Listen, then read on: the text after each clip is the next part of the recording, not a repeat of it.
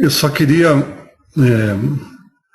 mais uma vez, só colocar para todos, né, da importância de vocês estarem lendo o livro, né? Não ficar só no material que a gente traz, que é a proposta do curso, mas que vocês leiam os capítulos, porque aqui o que é apresentado é só uma parte, não é? E toda a coleção dos livros do André Luiz são, são livros que trazem muito ensinamento, não é? Então é muito importante que vocês se esforcem aí para estarem lendo, né, os capítulos durante a semana, para que possamos enriquecer aí de comentários e realmente dividirmos aí o conhecimento e todos sairmos daqui bastante enriquecidos, não é? Nos nossos estudos que nós estaremos aí fazendo durante todo este caminho aí, né? Vamos dar aí as boas-vindas a Juju, a Temes, que também acabou de entrar. Boa noite. Boa noite, bem-vindas. Nós já fizemos a nossa prece e nós vamos aí estarmos então dando início aí aos nossos debates, né?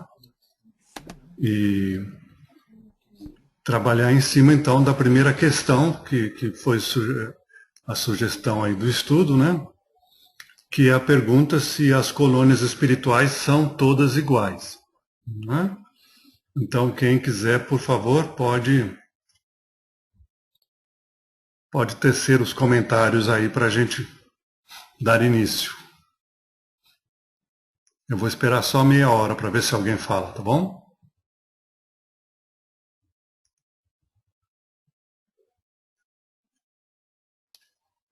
Oi. Então Oi. vou dar início, Marcos. Obrigado, Tânia. As colônias espirituais são todas iguais? Não. Cada região e cada estabelecimento revelam traços peculiares. Tal como a Terra, as criaturas se identificam pelas fontes comuns de origem e pela grandeza dos fins que devem atingir. Essa permanece em degraus diferentes na grande ascensão. Quer dizer, como aqui na Terra, né, lá também são diferentes de acordo com a formação do espírito, não a formação do espírito, como é que chama? Ai, meu Deus, me fugiu a palavra. A coisa do espírito, a evolução do espírito, né? Então também são as regiões de acordo com os espíritos, né?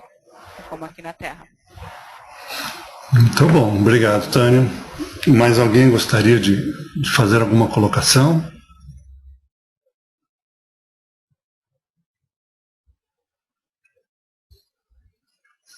Vamos lá, silêncio total. Todo mundo encanhado ou estão esperando a resposta?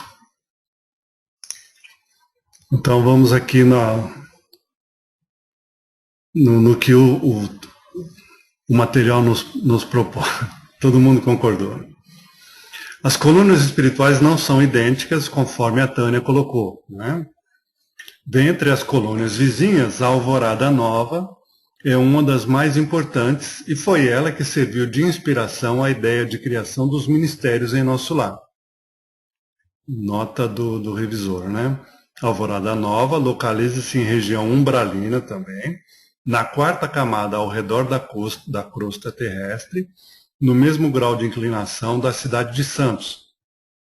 É seguramente uma das mais antigas cidades espirituais existentes no país, visto que antes mesmo do descobrimento do Brasil, ela já estava fixando seus primeiros alicerces. Maiores informações sobre a Alvorada Nova podem ser obtidas no livro homônimo publicado pela Casa Editora Clarim, em maio de 1992, de autoria de Abel Galazer e do espírito de Caibar Schutel. né? E isso aí se encontra no capítulo 11, na página 65 do Nosso Lar, né?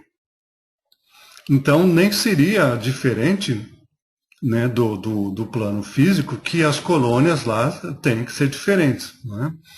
Mesmo porque há um grau muito grande de variação, como a Tânia colocou muito bem, né? Grau de variação aí na questão da evolução daqueles que desencarnam, né? E nas afinidades que eles têm, né? Então as colônias elas são diferentes e têm objetivos diferentes, né? E têm formas de se organizar diferentes, né? O Nosso Lar ficou aí o mais famoso devido a todo o impacto das obras do André Luiz psicografadas pelo Chico, né? Mas nós sabemos que lá no plano espiritual também há uma vastidão de colônias espirituais. Não é isso? Alguém gostaria de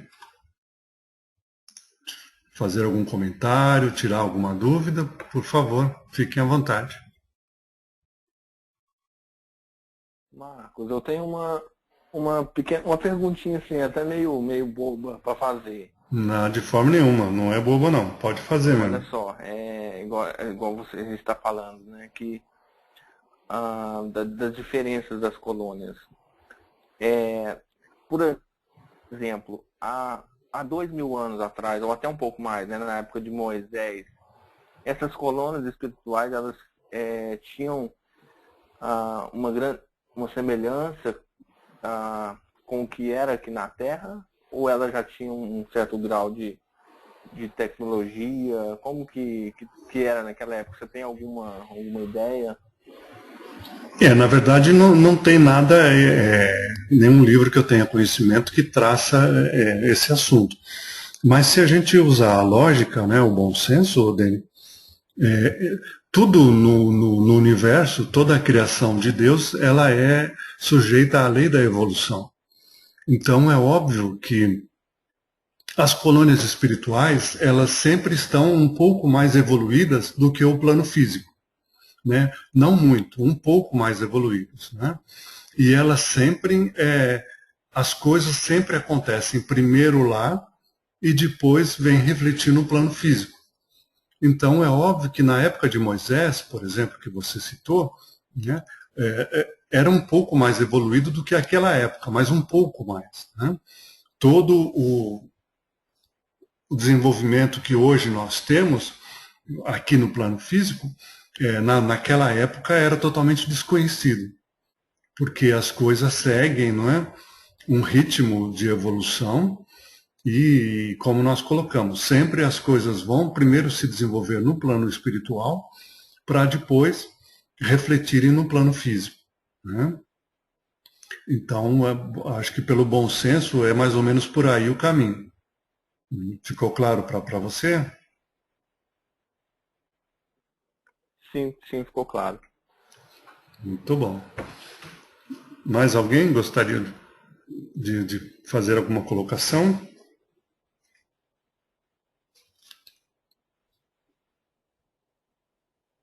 Okay. Vou encarar o silêncio como é o trabalho em nosso lar.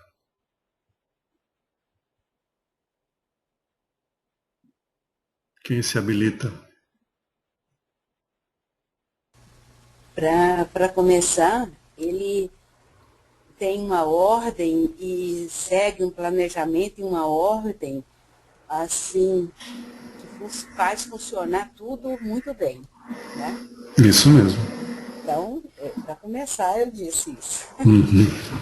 Muito bom, obrigado, Maura. Uhum.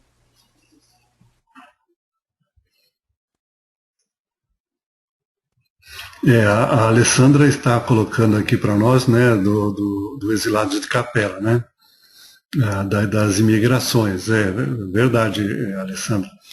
Nós já colocamos em outras oportunidades, né, principalmente no Aprendiz do Evangelho, a questão das imigrações, né, e mais uma vez colocando que a coerência da criação divina é maravilhosa mesmo, né? Porque mesmo os capelinos, quando eles chegaram na Terra, eles não chegaram e já foram encarnando imediatamente. Eles tiveram todo um tempo, e foi até um tempo para a nossa referência aqui na Terra, um tempo bastante longo, né, de adaptação, e também um tempo para que os habitantes da Terra pudessem evoluir o suficiente em termos de configuração orgânica para que aqueles espíritos mais evoluídos pudessem encarnar. E a encarnação deles na Terra trouxe um impacto muito grande, porque nós sabemos que os capelinos que vieram para cá, eles eram altamente evoluídos em termos de ciência, né? Em termos de conhecimento, mas deixavam a desejar em termos de aspecto moral. Então, quando eles começaram a encarnar, o impacto na tecnologia e na ciência da Terra foi fantástico, né? E nisso eles contribuíram de uma maneira muito grande, né? Mas mesmo assim a regra ainda continua, né? Primeiro a evolução se deu no plano espiritual, né? Nas colônias, e depois gradativamente foi refletir no plano físico, porque essa é a ordem natural das coisas, né? Mas voltemos aqui ao trabalho, né? Alguém gostaria de complementar aí as colocações que a Maura fez com relação ao trabalho, por favor? Eu. Ótimo. Bom, pelo que eu entendi aqui, quando eu estava lendo também, olhando umas outras páginas, que lá tudo é rigorosamente cumprido as tarefas. Todos, depois das tarefas, todo mundo tem o direito de descansar, né? E nenhum, por causa do trabalho, é considerado melhor ou pior, ou ter, tipo assim, tipo um cargo, né? Porque, você trabalhou mais, você merece ganhar um cargo. Não, todos são iguais. E eu não sei se as funções lá podem ser muito, como se fala, muito prolongadas, ou elas têm uma data. Conforme a pessoa vai trabalhando, aprendendo, ela vai se especificando numa área. É isso, Marcos? O que dá para entender no livro, sim, né? Quando você diz que não tem trabalho mais importante que o outro, é no sentido de que todos têm o seu valor, mas há uma hierarquia, né? A hierarquia, sim, existe, né? E existe todo um planejamento, né? Agora, nós temos que entender que o primeiro trabalho... Boa noite, Waldson. Bem-vindo. O trabalho no nosso lar, ele nós não vamos dizer que ele é obrigatório, né? Mas ele é altamente recomendável para todos aqueles que estão em condições, né? Só não trabalha no nosso lar aqueles que estão totalmente impossibilitados pela condição que chegaram lá. Mas assim que eles adquirem essa condição, surge até que espontâneo, porque lá todo mundo trabalha, né? Agora, nós temos que também ter em mente que o trabalho no nosso lar não cansa. Apesar de que eles têm descanso, mas o descanso não é no nosso sentido físico, né? Eles têm momentos em que eles vão distrair-se, que eles vão passear, que eles vão se divertir, não é? Mas é mental, como a Valquíria colocou, né? Porque eles não têm corpo físico, e o cansaço é uma condição do corpo físico. Sim, mas eles têm o direito de descansar depois que eles trabalham, né? E tem alguns que até precisam, que foi o caso do André Luiz, quando ele começou, né? Mas é pela condição que ele ainda estava de se adaptar à realidade do nosso lar. Depois, nos próximos livros, você vai ver que ele já não tem tanta essa necessidade. E também Ah, são mais os trabalhos ligados a dois ministérios, né? O Ministério da Regeneração e o Ministério do Auxílio, que são os dois ministérios que estão voltados mais para atender as pessoas que chegam, né, ali recém-chegados ao nosso lar em condições ruins, né? No Ministério da Regeneração, os bem ruinzinhos, bem maus mesmo, né? Maus no sentido de condições evolutivas e tudo mais, né? E no Ministério do Auxílio, aqueles que já estão um pouquinho melhor. E nesses aí, sim, há um grande desgaste, tanto que lá a alimentação é diferenciada, né?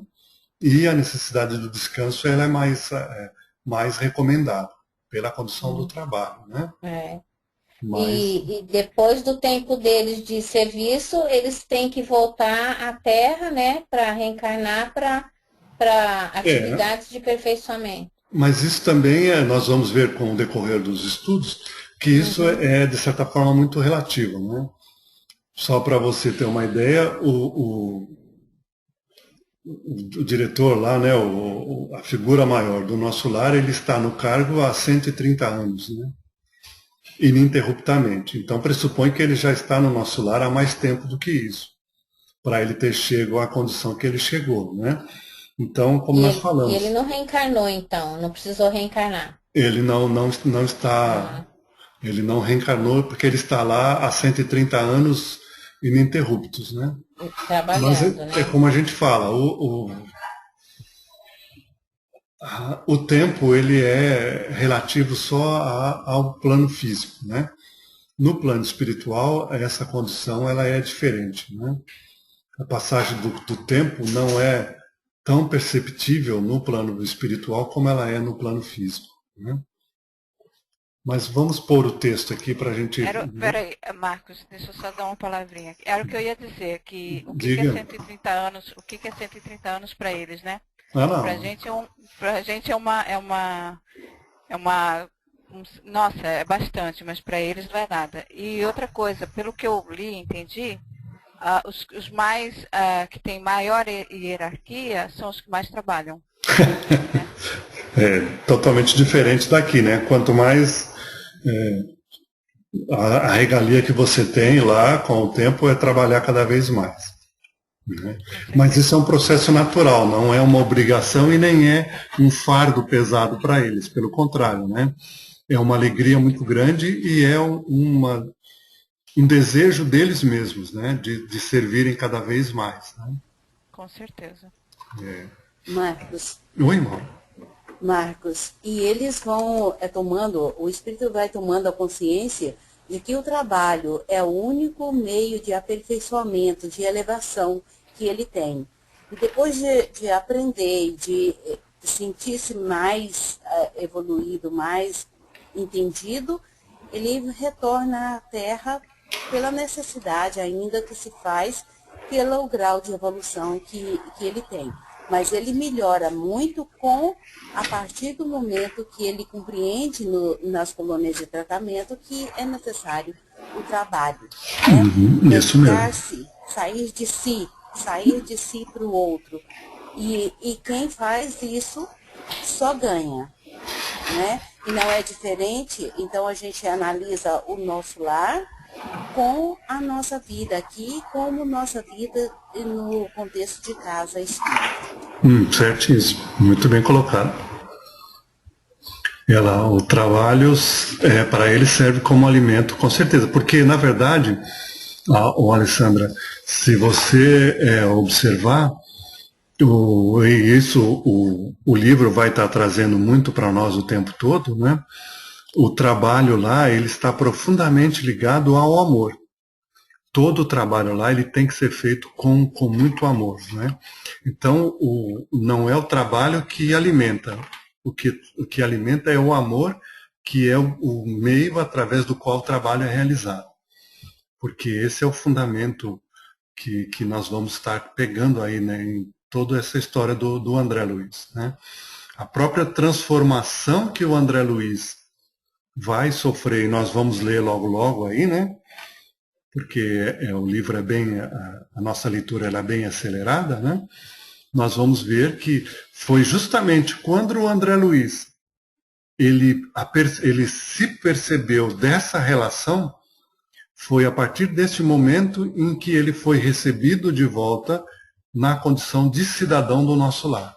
Mas isso é o final do livro, nós vamos chegar lá com calma. Né? Não vamos adiantar. Marcos, posso fazer uma consideraçãozinha rápida com relação... Não. Só depois que você der boa noite para nós. Boa noite, nós. Aí, ótimo. Agora pode.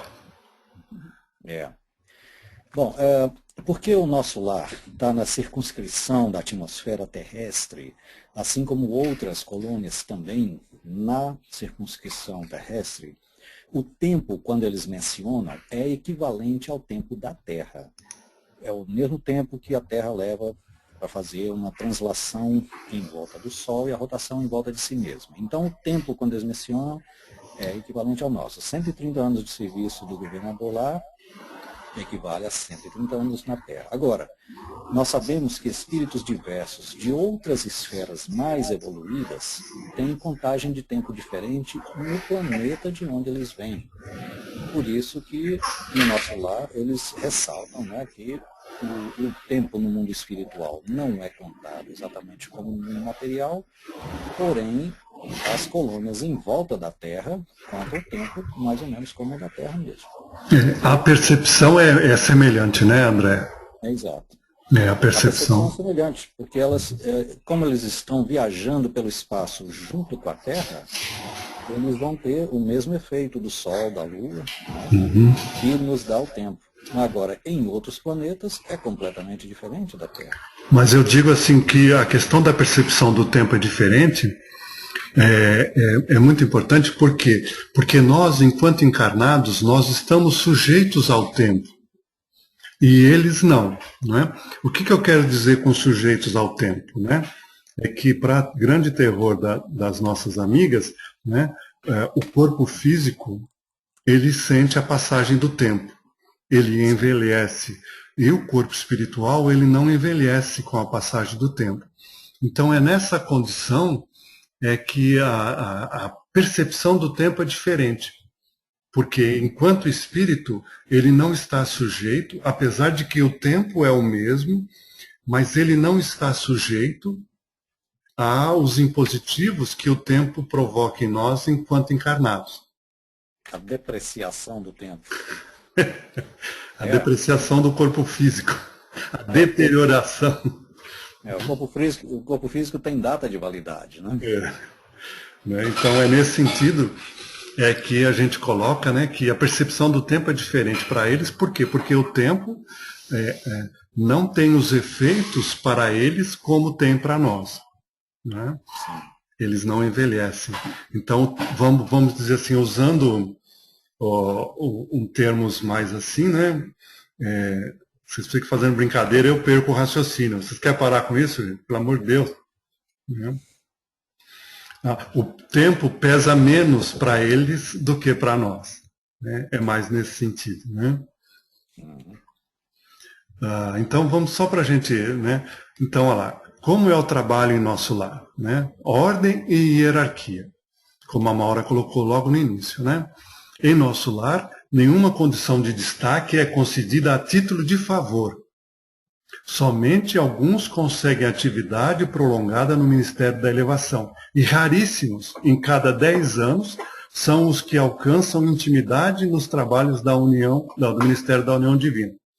Em geral, decorrido longo estágio de serviço e aprendizado, todos voltam a reencarnar para atividades de aperfeiçoamento.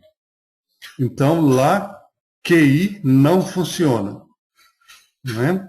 Conseguir um cargo por referência, ou porque conhece o chefe, ou porque nada disso funciona. Lá, o que vale é realmente a sua dedicação, o que vale é o seu empenho, e nós vamos aprender o quanto você ama. O quanto você ama o próximo é que vai ser o indicativo para ver se você está pronto para ser promovido. Né? É assim que funciona lá. Né? Olha lá. Igualzinho, né, Tênis? E também tem descanso, como nós falamos, né, gente? Olha lá. A lei do trabalho é rigorosamente cumprida, mas todos têm direito ao descanso após a jornada de trabalho. Quem nunca repousa é o governador. Aos domingos à tarde, depois de orar, ele coopera no Ministério da Regeneração, que é o ministério mais baixo, né? O mais barra pesada, amparando espíritos desorientados e sofredores. Então, conforme a Tânia colocou, quanto mais elevado o posto, maior compromisso ele tem com o trabalho e menor com si próprio. Mais pensa-se no próximo do que em si mesmo, né? E essa é a regra básica do nosso lar, né? É assim que as coisas rolam, né? Alguém gostaria de fazer mais alguma colocação, alguma dúvida, por favor?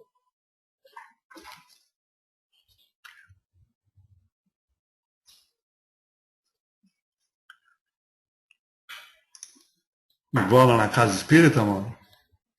Ou igual tinha que ser, né? Agora vamos falar do André. A especialidade do André aí, né? A música exerce algum papel importante na colônia? O que vocês acham, gente? Muito. Muito, né? Quem gosta de música aqui? Quem não gosta de música, bom sujeito Bom não é. sujeito não é, Ou é ruim verdade. da cabeça ou doente do pé. Posso falar? Pode, Ou lógico. alguém quer falar? Pode falar. Aqui, conforme diz no livro, né, que em todos os setores do nosso lar que trabalham com um esforço construtivo, eles têm a música, porque a música vamos dizer, é o amor. Com a música, o trabalho rende mais. Eu acho que aqui todo mundo alguma vez já trabalhou dançando, ouvindo uma música. É totalmente diferente quando a gente trabalha sem ouvir nada. Então, eu acho que a música meio que entra assim no corpo da gente, na mente, que eleva o nosso pensamento e que a gente acaba fazendo as coisas com mais amor, mais alegria. Então, é por isso que lá todo mundo trabalha ouvindo a música, porque ela transforma a pessoa, eu acho. Eu concordo com você, Rosana, em todos os sentidos. Eu fico imaginando, né, que lá deve tocar muito heavy metal, assim, tipo Led Zeppelin, deve tocar aí, né, Sepultura, bastante Eu acho que é música zen. para agitar o pessoal, para o pessoal ser produtivo. O que vocês acham disso? Não. Depende do lugar que elas estão. No nosso lar, né, Lu?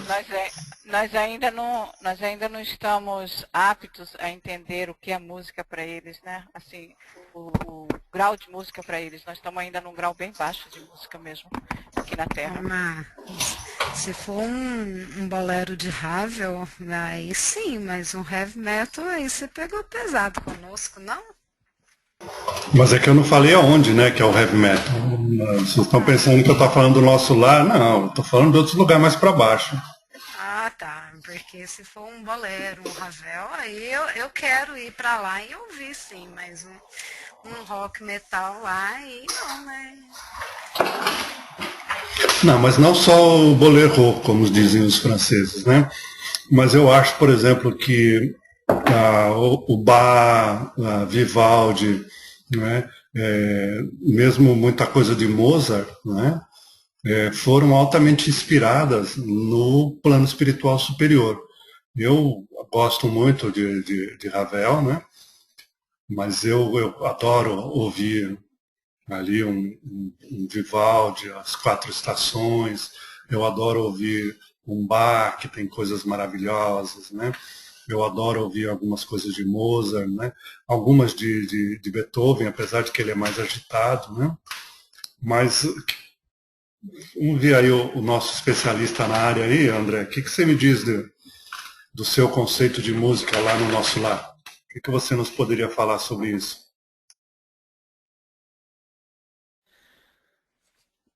Olha, é muita coisa que se pode falar, mas o importante é entender o efeito vibracional da melodia na nossa no nosso psiquismo, cada tipo de melodia, cada tipo de sequência de acordes tem um efeito diferente no nosso psiquismo. Por isso é recomendado música suave, para quando a tarefa é suave, exige concentração, e quando o trabalho é meramente físico e requer uma certa agilidade, é recomendado também música de acordo, como o samba, o chorinho, o rock, né?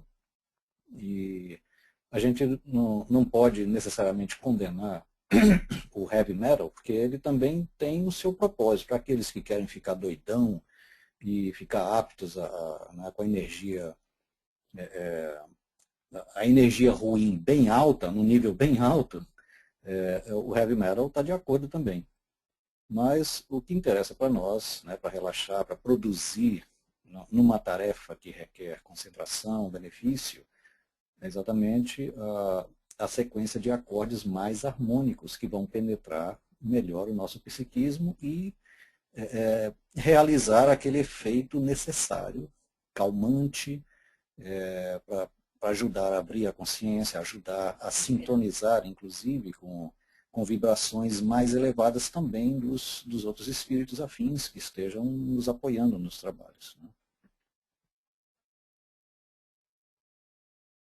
Muito bom, excelente a colocação aí, né? E só para deixar bem claro, né? Nada disso quer dizer, como a Tânia falou, que os roqueiros vão tudo para o umbral, né? Nem todos, alguns vão, né? Mas nem todos, viu? Pode ficar sossegado, viu? Então, o texto nosso é bem curto e grosso, né? A música suave está sempre presente nas oficinas e nos locais de trabalho de nosso lar, porque intensifica o rendimento do serviço. E o André colocou muito bem, pela questão vibracional, porque a música, né, elas são ondas sonoras, né, e na medida em que elas são ondas sonoras, elas têm uma vibração. E é justamente essa vibração que interage com o nosso próprio campo vibracional, não é? E como o André colocou muito bem, se eu estou buscando, né, através do meu padrão vibratório, estar mais compenetrado, estar mais, né, e buscando a paz, buscando a harmonia, uma música suave, ela vai ter um padrão vibratório suave que vai coincidir com o padrão vibratório que eu estou buscando. Aí há a sintonia e o efeito positivo, né? E também se eu estou num trabalho mais agitado, se eu estou aí, né, num trabalho de faxina da casa espírita, por exemplo, é lógico que uma música suave não seria tão recomendada quanto uma música com um compasso mais acelerado, porque aí vai interagir com aquele meu estado de espírito de estar ali fazendo a remoção da sujeira física do campo, né, do local. Então é muito como o André colocou, com essa questão da sintonia e da questão vibratorial, né, da música com aquele padrão que eu estou tentando exprimir naquele momento. Quando há o casamento vibracional, fica uma maravilha. Aí o rendimento é maravilhoso, né? Tá certo, gente? Pode falar, Alessandra, por favor. Marcos, a gente vê muito nas psicografias mediúnicas, né? Quando o médium vai psicografar uma pintura, principalmente essa parte da pintura, que eles pedem muito para que coloque música e alto. Sempre que eu vou a algum congresso e que eu assisto essa parte da pintura mediúnica, o médium ele fica pedindo para que seja essas músicas clássicas, né? Mais alto e rápido, rápido, rápido. E sempre eu fico imaginando, como o André falou aí da necessidade, que é uma questão de vibração, mas a comunicação vem de lá para cá. Por que essa necessidade deles? É alguma coisa assim para que eles se concentrem mais? Eu não entendo. Não sei se você está entendendo minha pergunta também. Não, sim. É perfeito. E você tem toda a razão. Isso realmente procede muito, né? Eles normalmente pedem, né, a música alta, a música clássica de preferência, né, e num som mais alto, né. Eu vou te dar a minha opinião pessoal, que ela pode estar correta ou não, né? Mas eu acredito o seguinte, que não é nem tanto para ele espírito, né? Mas é para nós. Porque nós temos uma tendência muito grande de dispersão, né? E na medida em que a música está, uma música clássica, ela nos acalma, né? E a música alta, ela vai impedir, aí vai abafar, de certa forma, a nossa indisciplina, não é? Naquilo que a gente fala e tal. Então, para manter o ambiente, para prender a nossa atenção no que o espírito está produzindo ali, né? Mas com a música entrando numa soma com o serviço que está sendo feito, para criar um ambiente onde a nossa atenção estaria presa, né? Parte na música alta que nos envolve, uma música que é uma música clássica, então uma música mais calma, né? Com um padrão vibracional, como o André colocou, das notas, as frequências, né, das notas mais harmoniosas, que isso produz um efeito relaxante em nós, alta para impedir que a nossa dispersão ocorra, né? E isso ajuda a concentração do médium e da ligação dele com o espírito. Né? Então não é uma necessidade do espírito em si, mas uma necessidade que ele utiliza para que nós possamos interagir com a atividade em si e não atrapalhar. Eu vejo mais por esse lado, né? E normalmente as músicas são num compasso mais rápido. Eu acho que aí é para estar no mesmo ritmo que ele está produzindo, porque um quadro é muito rápido, né?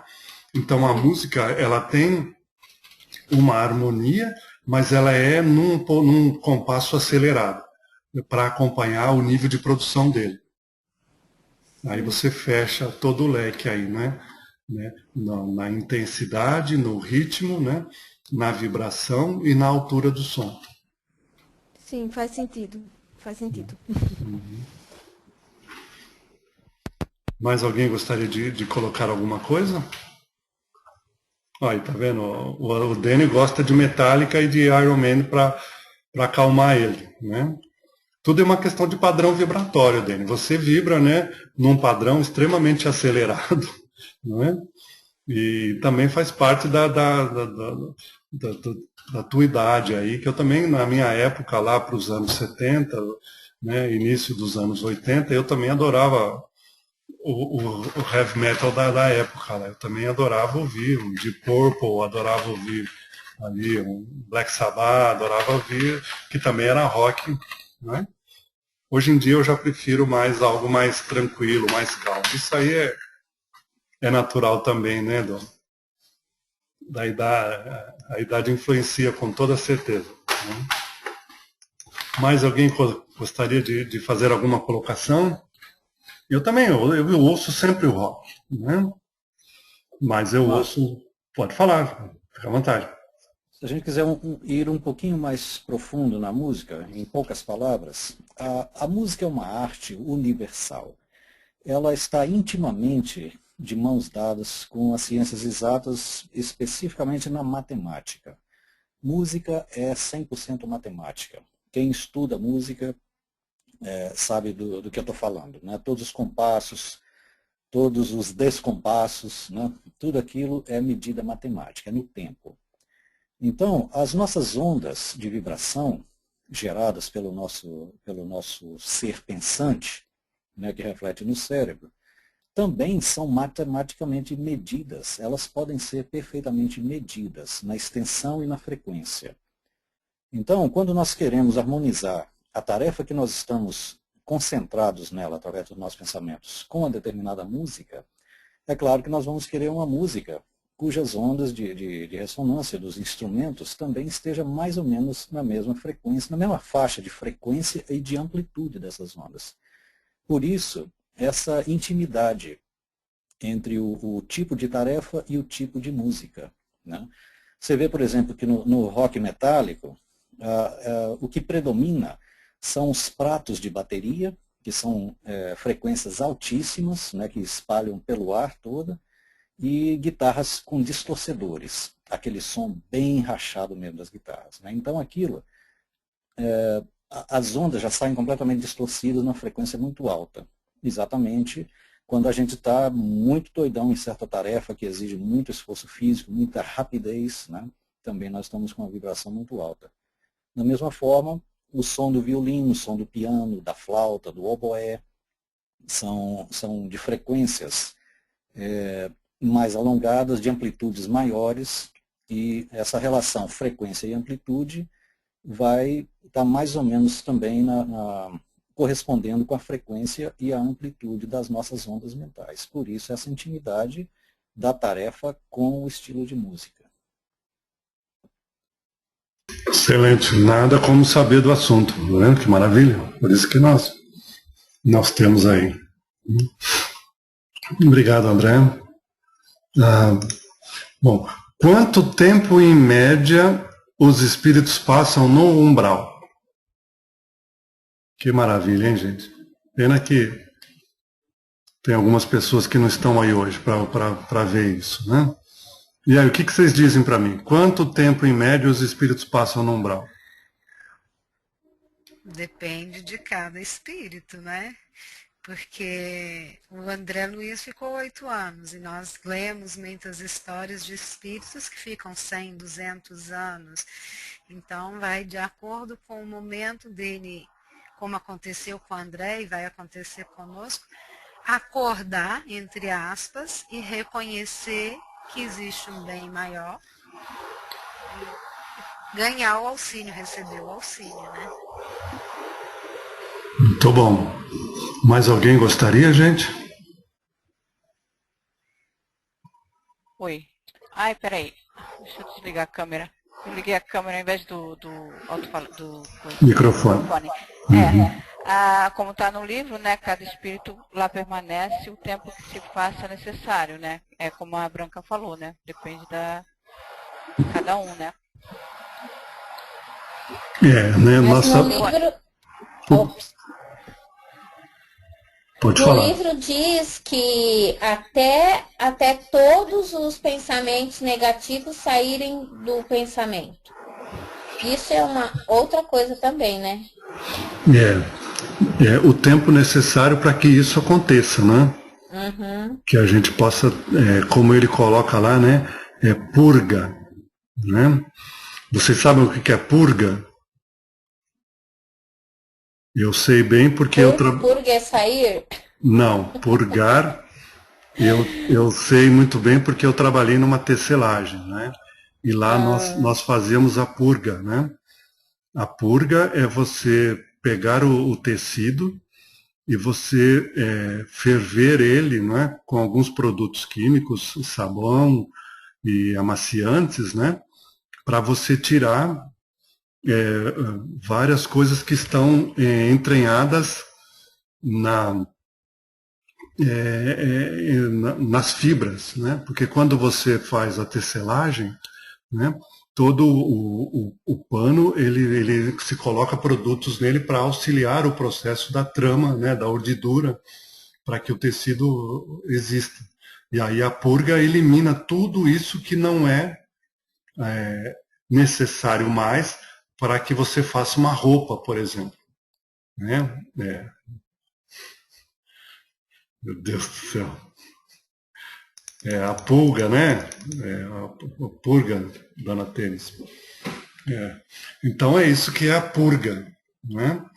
É o processo de você tirar todas as impurezas que está no tecido.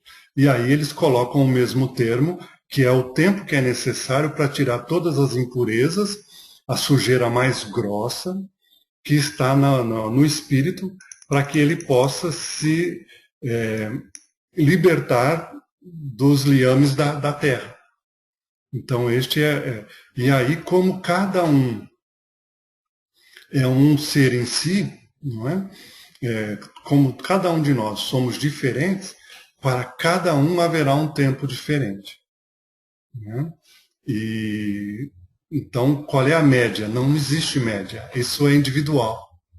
Né? A média é uma coisa que nos iguala, mas nós não podemos igualar coisas que são totalmente diferentes. Então, não pode se falar em média, é individual. Nós sabemos que o irmão Jacó, né, ele não ficou no umbral, né? Ele só passou pelo umbral. Né? No livro Voltei, ele narra lá que ele, assim que houve lá o desligamento do cordão fluídico, né, que unia ele ao corpo, assim que houve o desligamento, ele foi aí apoiado por espíritos, né, daí do naipe de Bezerra de Menezes para cima, né? Ele foi auxiliado por eles, conduzidos já para uma colônia. Então ele passou rapidamente pelo umbral. Ele não ficou lá mais do que o tempo de passagem, né? Mas nós sabemos que o irmão Jacó, né, ele é o Fingner, né? Foi presidente da FEB e trabalhou muito como cristão e procurou vivenciar o Evangelho.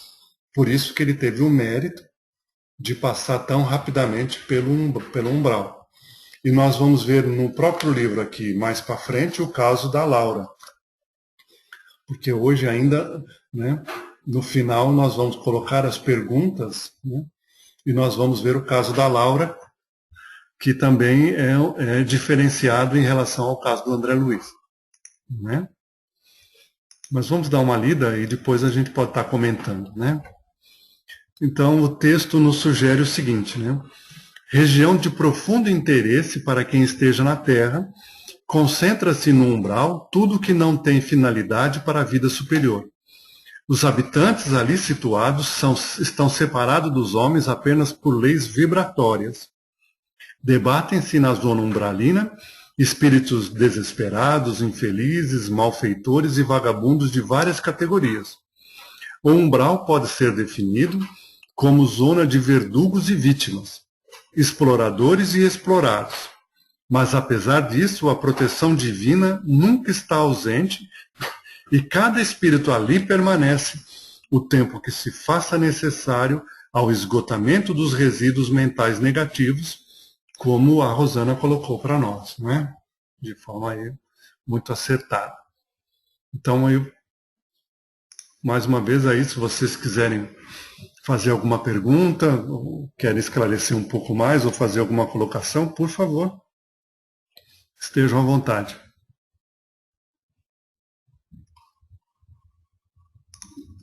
Ninguém?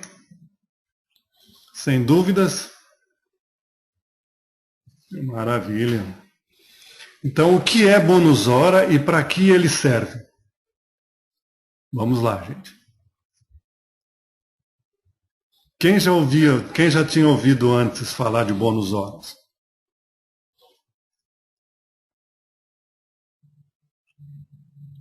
Pode falar, Tênis. Nós estamos loucos para ouvir sua voz.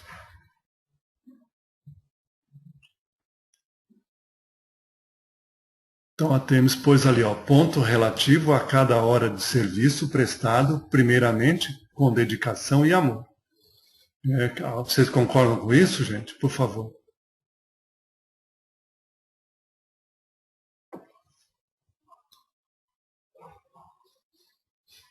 Ok.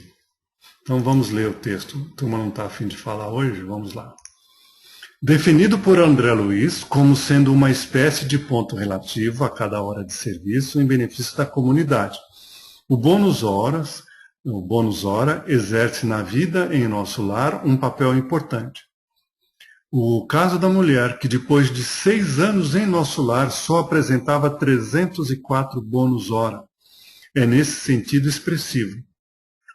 Ela queria ajudar os filhos encarnados na Terra, mas lhe faltavam condições efetivas e méritos, porque todos os serviços que Clarencio lhe sugerira foram por ela recusados, tendo preferido ao trabalho o descanso nos campos de repouso. Faltavam-lhe agora bônus hora suficiente para interceder pelos parentes. Então, por aqui a gente percebe a importância do bônus hora, né? Agora, lendo lá o caso da senhora, a gente vê bem, né? Eu vou ser franco para vocês, eu me vi muito no lugar dela, né? Porque a gente é mais ou menos daquele jeito, né? Todo serviço que aparece a gente sempre acha ruim, sempre acha que não está, né, querendo escolher, né, ou então achando que não é um serviço digno para a gente, que a gente pode já, né, querer coisa melhor. Sim. No caso aí dessa senhora, né, ela recusava os trabalhos, mas permanecia no nosso lar. O porquê que ela permanecia? Se ela tinha tão poucas horas e se recusava a trabalhar. O porquê dela ser mantida no nosso lar, já que ela não trabalhava, ela não rendia, né? Não se esforçava com nada. Não seria o caso dela voltar para o umbral? Não, porque aí seria falta de amor, né? Então, o que acontece? Ela vai ali ser dado um tempo para ver se ela busca refletir um pouco melhor sobre tudo isso, porque ela tem um livre-arbítrio, né? Mas depois ela não vai voltar para o umbral, ela vai reencarnar. Né? E o que acontece? Se ela não despertar para a realidade nova que ela está vivendo e ela desperdiçar a oportunidade de aprendizado, né? Que ali, depois da conversa com o Clarencio ali, né? Se ela quiser, ela tem uma oportunidade de refletir muito e de aprender muito. Né? Então, se ela aprender, ela vai reconsiderar tudo isso, vai começar a trabalhar e vai ser útil. Né? E vai adquirir bônus horas e vai aprender muito para encarnar em melhores condições. Mas, do contrário, ela vai ter um planejamento encarnatório. Como ela não tem muito bônus horas e ela não está se esforçando, se ela continuar nesse nível, ela vai influenciar muito pouco no planejamento do próximo reencarno. E ela vai encarnar em condições um pouco mais difíceis, vamos dizer assim, né?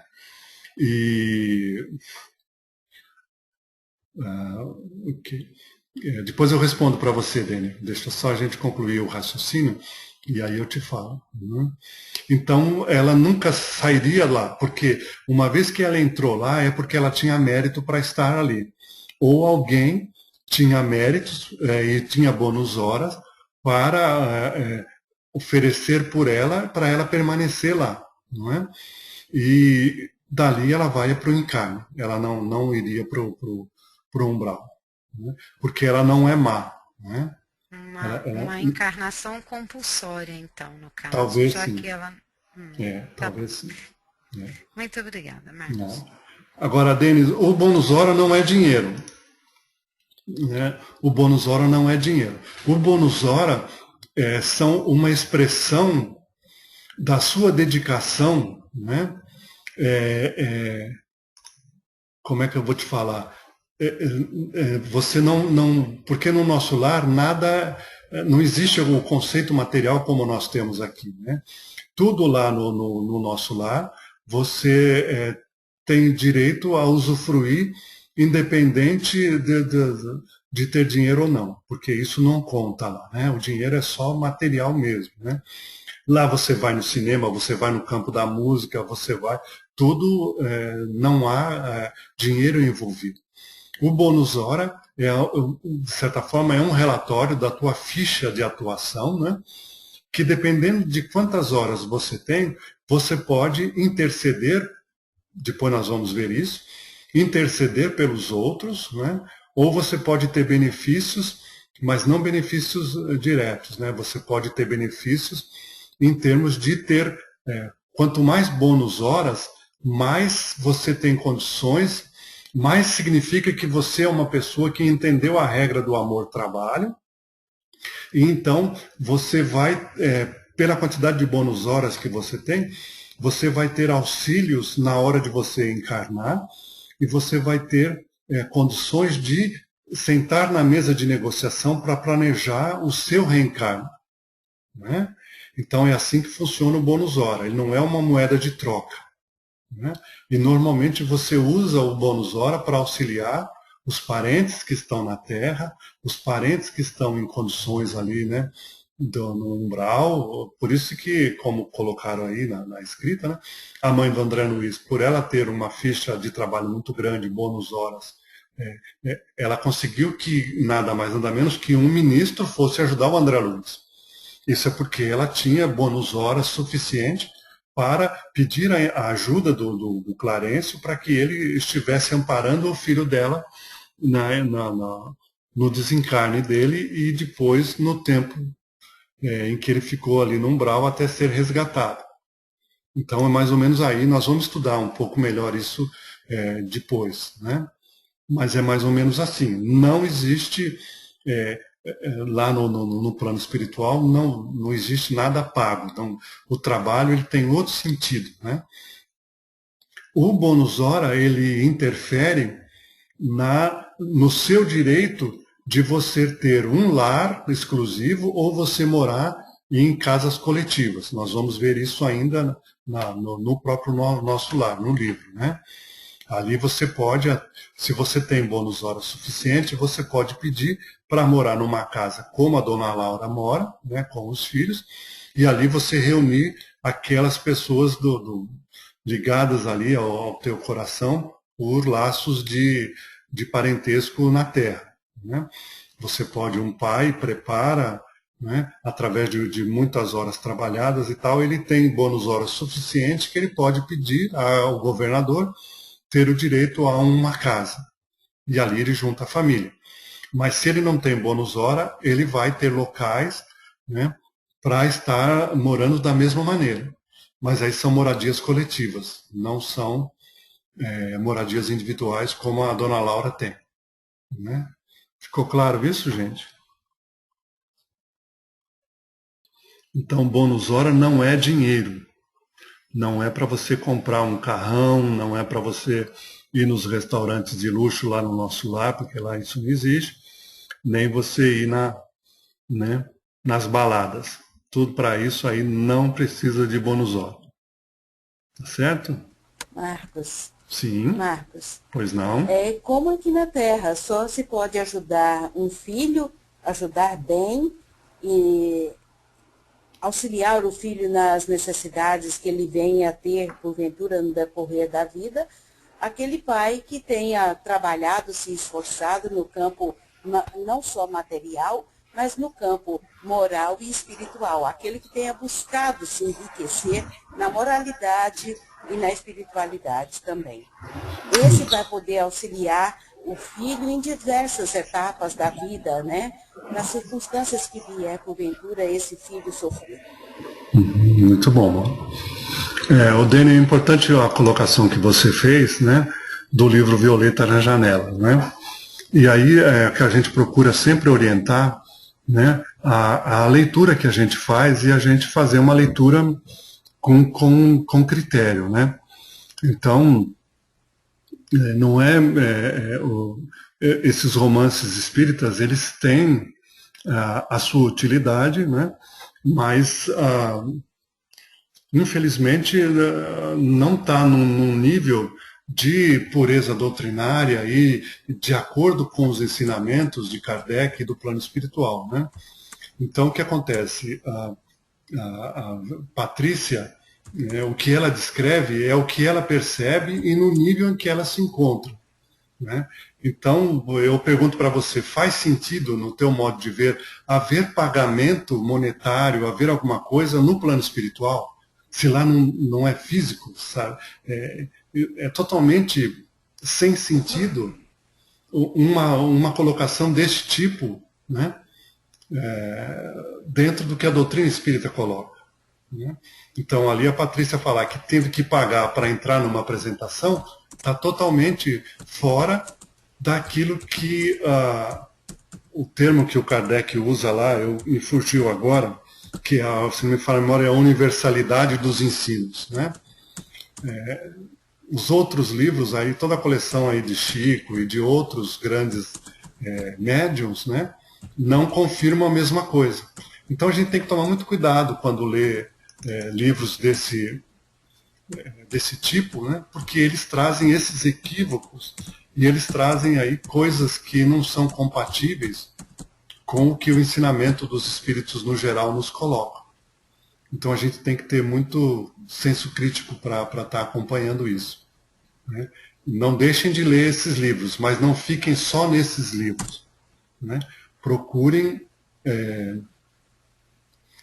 aprofundar um pouco mais, né? Buscando, né? E a gente sempre orienta, né? Na dúvida, busque livros que tragam o selo da febre, porque aí nós sabemos que há uma equipe que lê, que analisa, né?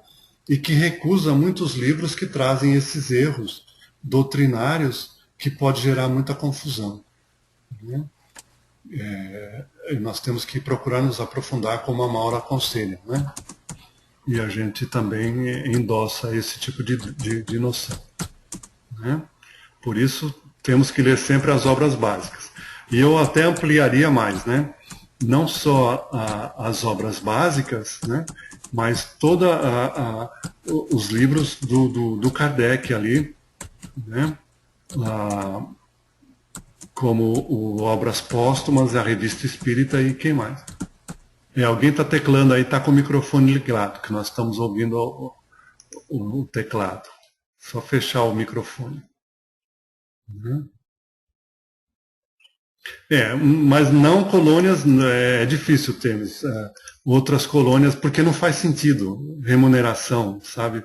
Pagar para entrar numa coisa, eu acho que estaria mais para umbral do que para colônias já um pouco mais, né?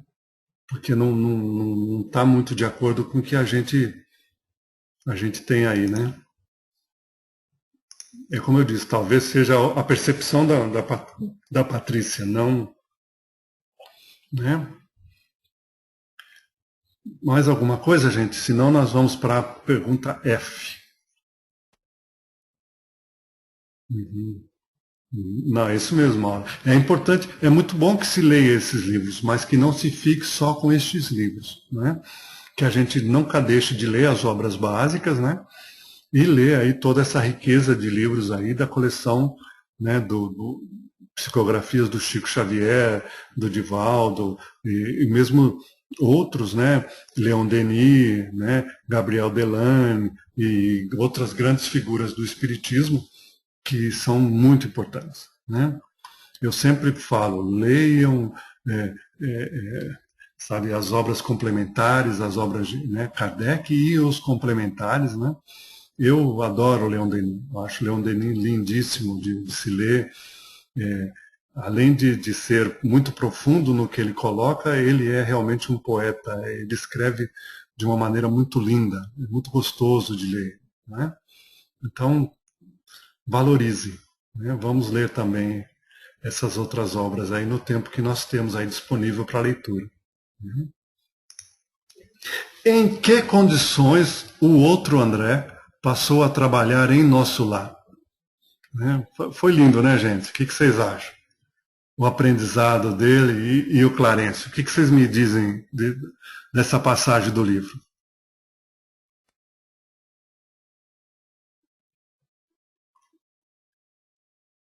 O fato dele ter pensado, né, que por ter sido médico, ele poderia atuar no nosso lar como médico. Aí ele tem a compreensão que não, e começa como aprendiz, aí diz no livro, né, foi a primeira vez que ele chorou de alegria lá no nosso lar. Eu, sinceramente, acho assim, uma das partes, né, um parágrafo dos mais lindos que tem no livro, por saber que ele chorou, a emoção dele foi tão grande, em poder aprender e se beneficiar com esse aprendizado, que não tem coisa melhor. Muito bom. Mais alguém, por favor? E quando Clarencio esclarece para ele, né, que ele atendeu muita gente de graça, mesmo não nesse conceito, pensando, ligado à religião, que ele não tinha, né? Mas que tudo isso foi um bem grande que ele fez, né, em atender a tantas mil pessoas de graça, e que muitas delas sempre nunca deixaram de rezar por ele. Então, tudo isso contou para ele agora poder ser convidado para ser um aprendiz na área da medicina. Muito bom. Mais alguém gostaria de colocar mais alguma coisa? Tem uma partezinha que ninguém falou ainda e eu gostei. Não, e mesmo aqueles que ele ajudou e que não enviaram nada, isso também foi a favor dele, né? Sim. Foi a favor dele. Isso é importante. Oi? Eu queria falar de uma parte que eu li, foi na hora que ele estava assistindo o momento que o Clarence estava conversando com aquela senhora, né? Que ela só teve 304 bônus. Que ele, a princípio, ele foi, né? Todo com maior vontade, com aquela vontade de trabalhar já na área dele, se possível. E ele foi cheio de empolgação e quando ele começou a observar a entrevista, né, com aquela senhora, ele já começou a ver que a realidade dele já era totalmente diferente. Começou a se sentir até um pouco que constrangido, né, diante da situação daquela mulher, e ele já querendo começar já na posição dele. Eu achei muito interessante isso, porque acontece muito isso com a gente, né? Às vezes nós estamos numa posição e achamos que estamos bem naquela posição, até que outra pessoa mostra uma verdade totalmente diferente e a gente já começa a observar, nos observar, né? Já querendo nos corrigir antes mesmo de estar à frente, né, da posição. Muito bom. Eu acho essa parte assim, muito, muito interessante. É bem por aí mesmo. Mas eu queria explorar ainda um detalhezinho ainda que eu não ouvi ninguém falar. Vamos ver se mais alguém... Tem uma parte, Márcio, posso falar? Pode. Tem uma parte que eu gostei muito, foi a hora que ele depois que o Clarencio explicou como a medicina funciona na Terra e lá no nosso lar, ele viu e se sentiu, como se diz, ele deu o braço a torcer e foi muito humilde em falar que ele aceitaria qualquer serviço na colônia. Vamos falar um pouquinho do Clarencio. Eu gostaria assim que vocês pudessem estar analisando a postura do Clarencio, tanto com a mulher como com o André. Como é que foi a postura dele, né? E a forma como ele tratou os dois, né? Ele ouviu os dois, deixou os dois falar completamente e depois respondeu, não foi? Mas ele respondeu de que não jeito? É isso não? É isso, mas ele respondeu de... ponto da língua, mas não sai. Ele respondeu de que jeito? Você se lembra? Ai, meu Deus. Ele foi verdadeiro, ele falou a verdadeira posição, né? Tanto para ela como para ele. Ele fez uma espécie de terapia de grupo ali, terapia de dupla. Já começa por aí, né? A psicologia dele é fantástica, né? Que ele já põe 2 a 2, que já é para dar pancada, né? Ele já poupa tempo, já dá pancada.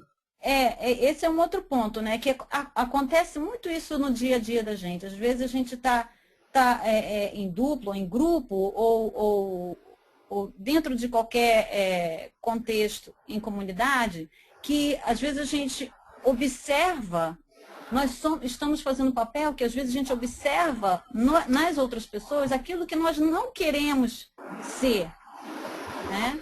E no caso ali, eu acho que era bem isso que o Clarencio estava fazendo, né? Mostrando, trazendo de cada um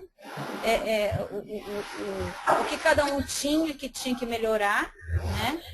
E no caso do André Luiz teve a oportunidade, antes de se corrigir, até o momento que ele começou a falar. Ele já deu uma chacoalhada nele, né? Já foi dada uma chacoalhada nele antes dele falar. Já mudou a postura dele. Agora, é claro, o Clarencio já sabia qual era a intenção. Eu acho muito legal que se vocês voltarem um pouquinho atrás, logo que o André chegou, o Clarencio foi visitar ele pela primeira vez e perguntou, e aí, como é que tá, tudo bem? Aí o André começou a soltar aquele monte de choradeira, aquela coisa, né? Aí o Clarencio ouve, dá a pancada, e aí depois volta. E aí? Tá bonzinho? Né? E agora foi a mesma coisa, né? Eu fiquei imaginando, né, visualizando a conversa, né? Aí o André Luiz, depois de ouvir tudo que ele falou para a mulher, o André Luiz já sentiu o abalo, né? Aí o André Luiz chega e fala, eu queria qualquer trabalho. Aí o Clarencio já tasca em cima, né? Qualquer trabalho. Você vem falar para mim que você queria qualquer trabalho, mas na verdade você queria trabalho de médico. Então, quer dizer, havia uma diferença no que apesar do aprendizado que o André teve ali do lado com a mulher, não é? Mas aquilo ainda, ele só sabia na teoria. Ele ainda não tinha posto na prática. Não é? E aí ele vai e ele fala, não, eu quero qualquer trabalho. Mas o Clarencio vê que a fala do André Luiz não é compatível com o sentimento dele. Porque ele falou que queria qualquer, mas ele queria médico. Ali naquele ponto ele ainda não tinha muito firme nisso. Né? Ele só ficou com medo de falar que ele queria ser médico e tomar as mesmas pancadas que a mulher. Então ele já veio com, não, qualquer trabalho serve. Mas o Clarencio viu que no íntimo não era isso que ele queria. Aí o Clarencio fala, né? Você fala que quer qualquer trabalho, mas você quer médico. Aí ele vem e fala sobre o papel do médico na Terra, o papel do médico lá, vai falando dos benefícios, mesmo que involuntários, que ele teve, e vai transmitindo todo o ensinamento para o André Luiz. Né? O André Luiz chora de alegria, porque ali ele teve a grande lição, vamos dizer, a primeira grande lição dele ali, na educação dele para o nosso lar. Porque aí ele saiu da teoria para a prática. Quando ele falou, você pode ver que ele fala duas vezes. Né? Eu aceitaria qualquer trabalho. Quando ele fala pela segunda vez, aí o Clarencio percebe que a fala e o sentimento do André são iguais. Porque da primeira vez não era. E aí o Clarencio fala, não, então você vai trabalhar de auxiliar na medicina. Porque você tem os méritos para já estar no campo da medicina. E aí o André Luiz chora, não é porque ele foi aceito para trabalhar, eu acho, mas porque ele começou a vivenciar, ele começou a viver a sua realidade. Vocês percebem a diferença? Ali ele começou a despertar para a realidade que ele estava vivendo. E é por isso que ele chora, não é porque ele ganhou trabalho, é porque ele começou a ser coerente com o que ele vinha aprendendo ali. E isso é muito bonito, né? É muita humildade dele em reconhecer tudo isso, né? Aceitar, porque a mulher não reconheceu. Vocês percebem? A mulher ela saiu do mesmo jeito que ela entrou. E o André Luiz saiu modificado. Isso é muito bom. Esse que é o papel do nosso lar, é modificar as pessoas. Né? E isso foi o primeiro grande ensinamento dele. Né? Então, só para a gente ler, né? O fracasso como médico, né? André Luiz quis trabalhar como médico na colônia, mas teve de ouvir de Clarencio duras observações sobre as facilidades que teve na Terra e o seu fracasso na medicina. Sua ação equivocada na Terra não lhe dava, pois, o direito de pleitear a mesma função na colônia. Depois, a oportunidade de ser aprendiz.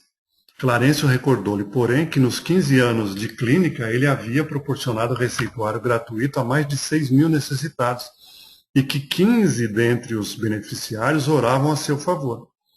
Tais solicitações, acrescida da intercessão de sua mãe, colaboraram para que ele fosse admitido no trabalho, não como médico, mas como aprendiz. Ao ouvir essas palavras, pela primeira vez, André chorou de alegria na colônia que o abrigava. Né? Muito bonito, né? Muito, muito rico de ensinamentos para a gente, essas passagens aí, né? Mais alguém gostaria de colocar alguma coisa? Senão nós vamos mais uma. Que destino teve no plano espiritual a família de André? Terrível, né, gente? Quantas pessoas já tinham desencarnado na família do André? A mãe, o pai... A mãe, o pai e 3 irmãs. E 3 irmãs. E como é que a turma estava, gente? A mãe estava no plano mais alto. Graças a Deus. O pai ainda no umbral.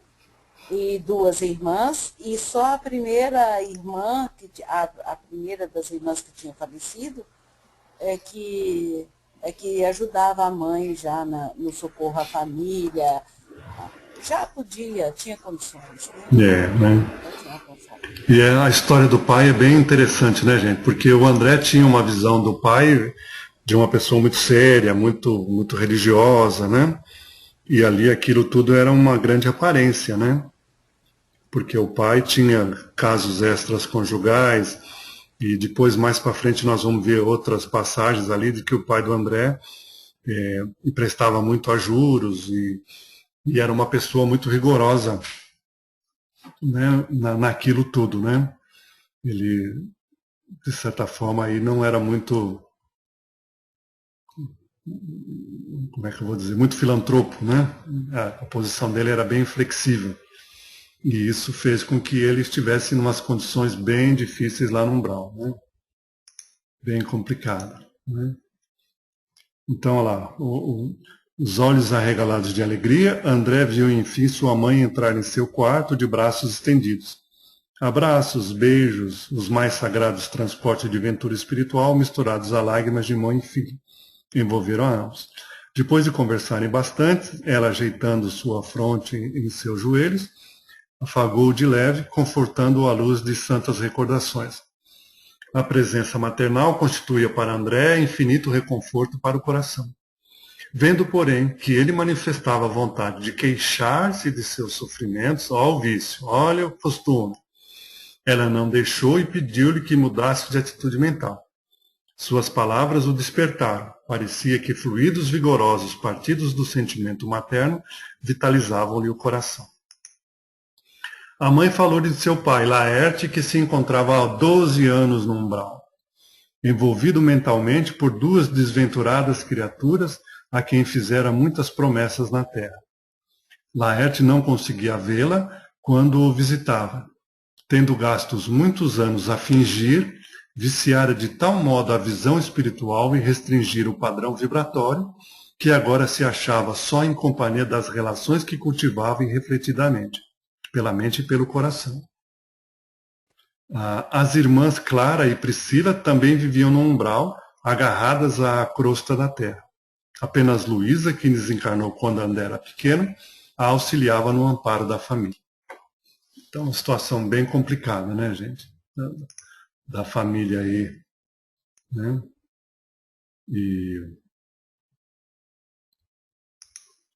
Mas vamos em frente. Como era a casa de Laura e quem morava lá? Quem gostaria de nos recordar aí da casa da Laura? Não me deixem só.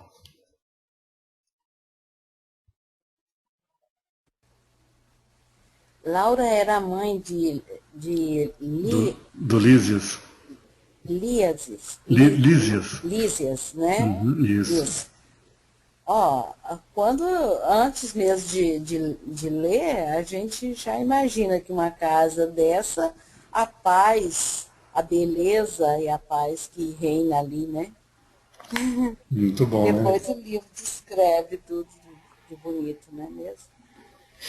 É isso. Vamos ler um pouquinho o texto para a gente. Então, lá.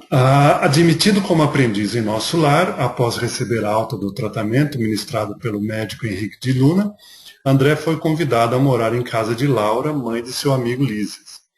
Uma pequena caderneta entregue por Clarencio lhe daria direito de ingressar durante um ano nos ministérios do auxílio, da regeneração, da comunicação e do esclarecimento. A casa de Laura era bem graciosa e cercada de colorido jardim. Ambiente simples e acolhedor. Possuía móveis quase idênticos aos terrestres, quadros de sublime significação espiritual e um piano de grandes proporções sobre o qual repousava grande harpa talhada em linhas nobres e delicadas. Laura vivera em antiga cidade do Rio de Janeiro, do estado do Rio de Janeiro, e na casa moravam, além de Lísias, 2 filhas, Yolanda e Judite, e uma neta, Heloísa. Yolanda mostrou a André livros maravilhosos. A arte fotográfica naquele plano surpreendeu-o muito. Um grande aparelho irradiava música suave. Era o louvor do momento crepuscular. No fundo, surgiu o mesmo quadro da governadoria que ele não se cansava de contemplar todas as tardes no parque hospitalar. Após a oração, Laura serviu um caldo reconfortante e frutas perfumadas que mais pareciam concentrados de fluidos deliciosos. Explicou-se então que todos os ministérios em nosso lar valiam-se da alimentação, diferindo apenas a feição substancial. Na comunicação e no esclarecimento havia enorme dispêndio de frutos. Na elevação, o consumo de sucos e concentrados não era pequeno. E na união divina, os fenômenos de alimentação atingiam o inimaginável. Não é? E basicamente é isso que nós temos.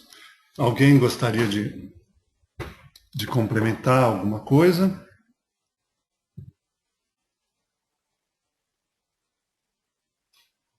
Então, tá bom. Então, nós vamos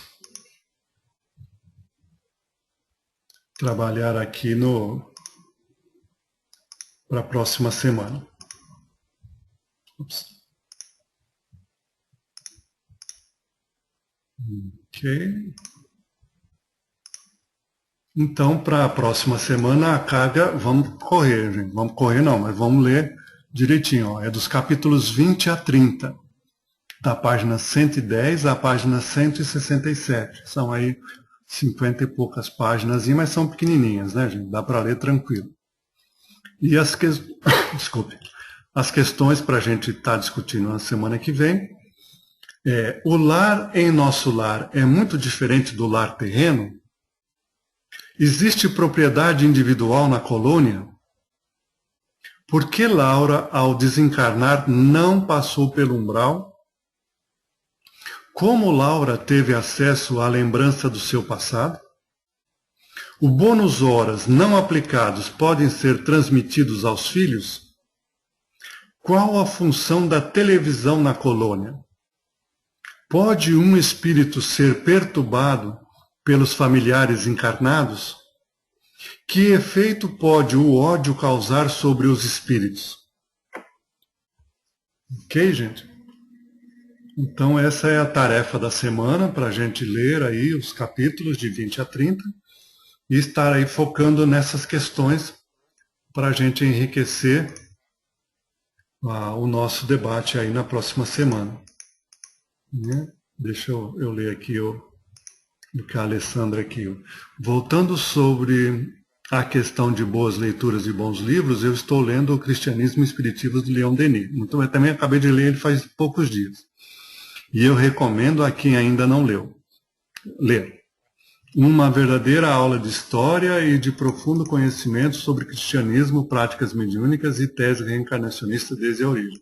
Realmente é muito bom mesmo, Alessandra. Eu sou fã do Leon Denis, então sou suspeito para estar falando, né? Eu adoro aí Depois da Morte, eu adoro O Problema do Ser, do Destino e da Dor, são livros, o Cristianismo e Espiritismo são livros maravilhosos mesmo, né? Para que as pessoas possam estar lendo. Além de tudo, ele é muito fácil de ler, é muito tranquilo, né? E é muito rico. E além de tudo, é uma leitura muito agradável, que realmente ele escreve muito gostoso, né? Então é isso, gente. 9h27. Antes da gente encerrar, eu queria só fazer uma pergunta para vocês, porque hoje nós já não tivemos a presença de ninguém lá do Brasil, né? E na semana que vem eu acho que vai ficar pior, porque aí nesse final de semana nós entramos aqui, acaba o horário de verão, né? Então vai ficar aí 3 horas de distância, né? Eu não sei se não seria conveniente a gente começar o nosso estudo às 7. Não sei se é possível para todo mundo, para que a gente, de certa maneira, torne acessível aí para o pessoal lá do Brasil, porque senão vai começar às 11, né? Marcos, Oi. te cortando um pouquinho, coloca teu computador para carregar que você está quase sem bateria, hein? Deixa eu ver aqui, ainda tem 23 minutos. Eu vou pôr. Obrigado por ter me recordado. Pode ir falando que eu vou pegar.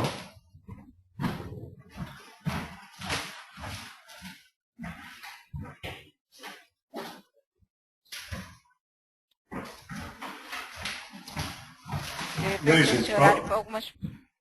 Pode falar. De repente, esse horário para algumas pessoas pode atrapalhar na chegada do trabalho em casa aqui, né?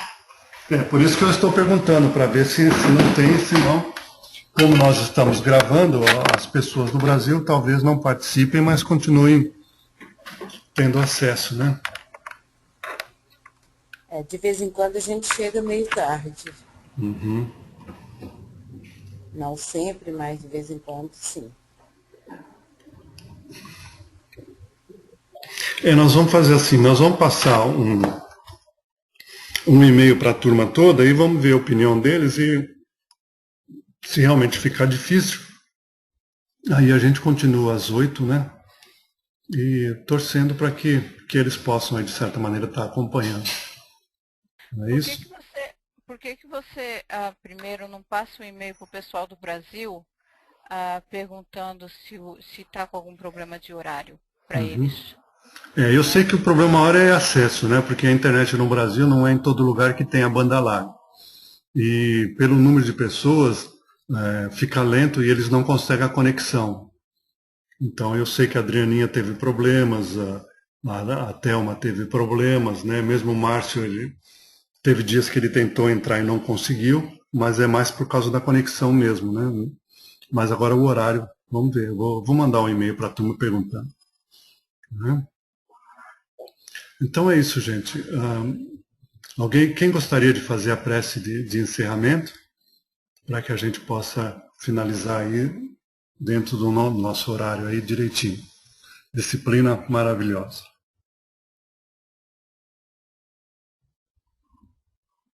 Se ninguém se ofereceu, convido a Glória.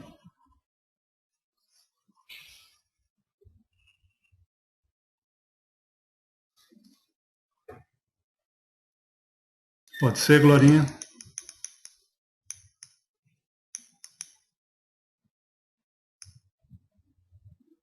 Se a Glorinha não puder, eu convido a Valquíria.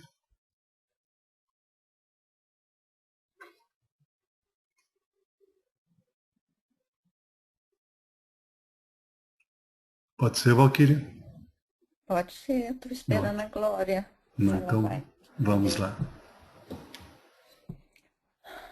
Ok. Vamos agradecer ao nosso Senhor, nosso Pai, pela oportunidade de termos nos encontrado novamente para estudar e aprender essas lições maravilhosas que nos são contadas pelo Espírito André Luiz. Que possamos ter essas lições em mente e tentar nos modificar a cada dia para que possamos estar no caminho certo para a nossa iluminação. Tenhamos uma boa semana, assim seja. Assim seja. Muito obrigado a todos e que nós possamos estar aqui na semana que vem. Obrigado a todos.